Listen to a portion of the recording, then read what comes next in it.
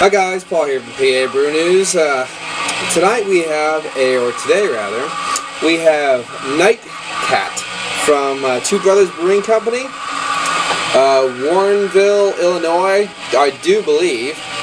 So shout out to Nate and Elder P from Under the Table Brewing. If you haven't watched Under the Table Brewing's Homebrew Wednesdays and stuff, do give it a go. Okay, let's see.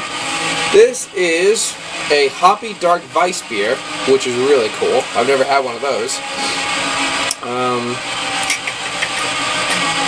12 fluid ounce can, twobrothersbrewing.com, and 5.8 alcohol by volume, and 32 IBUs. Enjoy. Is it something? It says buy, so I'm assuming that means drink by, but I can't really see it. And it says 329.14, so we're good. In a can, locks in the freshness really well. Plus, you macro slaves would like the fact that it's in a can, because you drink your crappy beer out of cans a lot of times. I don't remember ever saying macro slaves before, but maybe that's my new thing now. Macro slaves. That's kind of cool. Slave to the InBev. Free yourself. Cut your chains of mediocre crap water beer. Come with us on an ale adventure.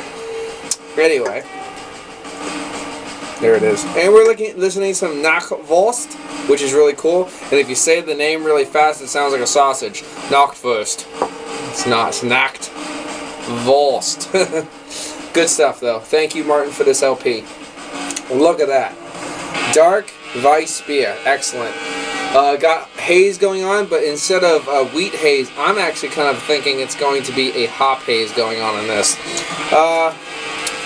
Don't want to read too much because I'd rather drink it first. You know how I play. Wow, that has a lot of nice stuff going on. I'm getting a Simcoe-y dankness. Very nice. Very nicely done. Pine. Light citrus notes. Like light bitter grapefruit notes. Smoke. Wood stove. Yep. Simcoe dankness. Pine. Earthy. Light bitter citrus notes. Some sweet kind of caramels coming up. And a little bit of probably that sweetness from the Weiss, the wheats you added. Smells really nice. Let's get into it. Cheers.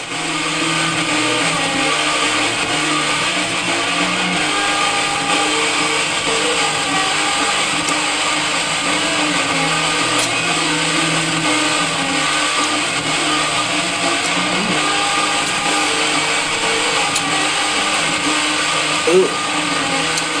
It's watery. It's really easy to drink for one. That's a good thing. It has the Weiss beer body to it. Where some Weiss beers, you know, the nice Hefeweizens, a lot of sedimentation, has kind of like a full medium mouthfeel. A lot of the crystal Weisses and the filtered ones, they kind of have a pretty light damn mouthfeel. This is one of those ones that has that light mouthfeel. I'm getting touches of caramel in the aroma or in the flavor. Not picking up any of those classic Weiss beer characteristics. And the spices and the bananas and things like that. More just caramels. And so a little bit of bready caramel. And then you're getting the hops. And the hops transfer right into the palate. Let's get some more on this one.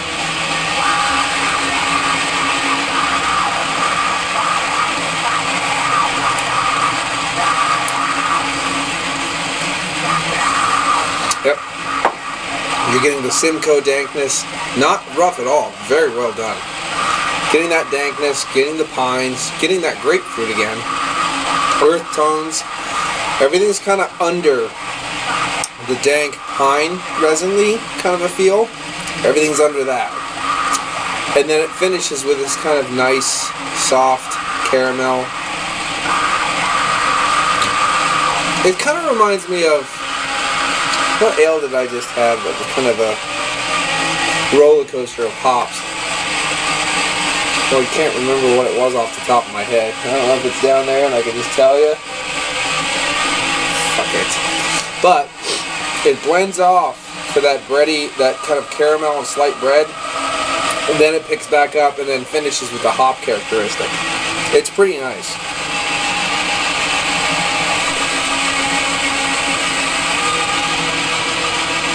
It is definitely an easy drinking ale, and it could be an everyday drinker, especially if you like hops. Definitely nice. If you don't want something too sweet, too overbearing, but not like just bitter, this is perfect. Let's give it a little read. The short days and long nights bring out the prowling cat. Bring this prowling cat out of the town, looking to scratch up looking to scratch up fun with a great beer. This nightcat is dark in color, bold in hop, and heavy, but not heavy in body. That's absolutely true.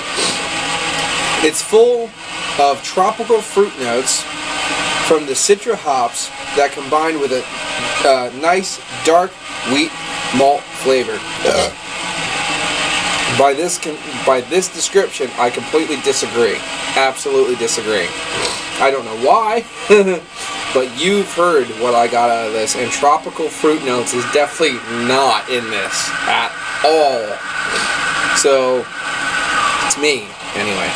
So I would have to say that this is not an as advertised beer to me, so it's going to go down a couple notches. But it's real light in body, easy to chug, but tasty. It's very tasty. Those hops, if they just put like a standard Hallertauer, Magnum, Zaz, Noble, anything like that in here, just a little bit of it, it can be completely boring and just basically don't even worth bother. But that soft caramel, and with all those nice hops onto the top of it, really makes this a very nice ale. Not as advertised, a little thinner than I would like.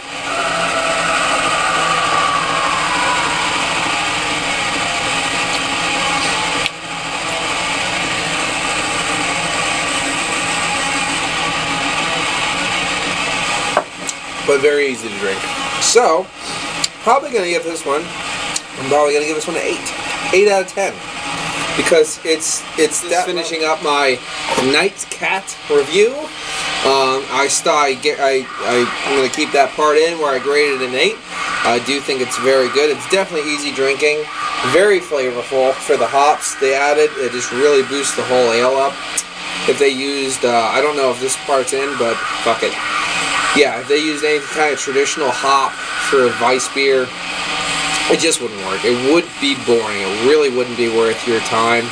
I mean, the macro slaves would love it, I'm sure. It's a really weird term. I can't see myself ever using that, but you know, yeah, I can actually. Fuck you. So, they don't care. They don't watch my reviews anyway.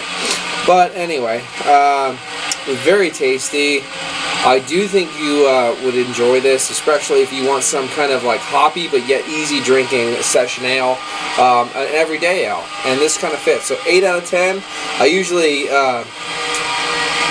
kind of blabble on the second takes because I add them together anyway, so it doesn't matter. That's another 2 or 3 fucking minutes.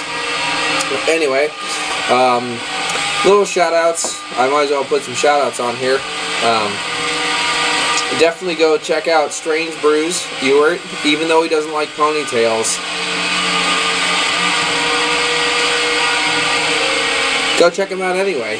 And if you find like really good glassware that you don't care about, just like smash it right in front of him. You go, see this Chimay glass? Fuck it. And just smash glassware in front of him. It would be really good. He doesn't have a channel per se yet, but he does a lot of commenting, trolling. His Average Joe, he's a really great guy, and at some point in time he will be posting some reviews, as long as he can keep his yap more concentrated on talking about the beer and not giving everyone a hard time. So he probably will never actually post a review, because I don't think that's possible for him. Go check out Brews Under Review, Brad. He's a cool dude from Canada. You know, we can't all be, Americans. But, he's from Canada. So is Chad McKee, Albino Rhino Beer Reviews. Now, he has about 50 billion subscribers. So if you don't watch him, I'd be surprised. But he's a really cool guy. And we're probably going to hang out with all of those cats in April. So that'll be really fun. I just went completely blank on other shout-outs. It happens sometimes. Grant Baker, definitely check out Grant Baker, especially if you're into home brewing. And time for another one with Paul, because he has like the coolest name in the world. Paul. I mean, you just can't get cooler than Paul, right? Well, anyway, this has been Paul from PABrewNews. I hope you enjoy the ales you drink. I hope you enjoy 2014. I know, it hasn't been too bad for me for the start, and I hope it continues well for everybody who watches my videos, and just the best of luck and the best of health to all of you. Cheers.